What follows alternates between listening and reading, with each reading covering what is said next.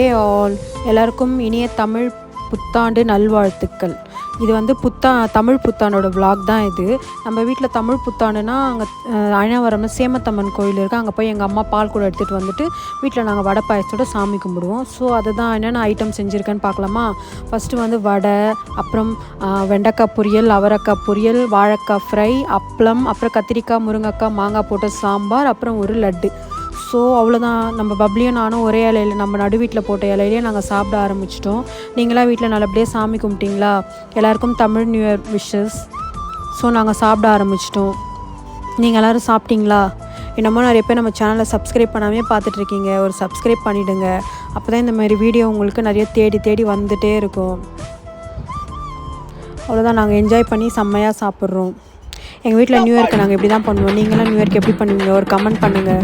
இன்னொரு வீடியோவில் பார்க்கலாம். பாய்.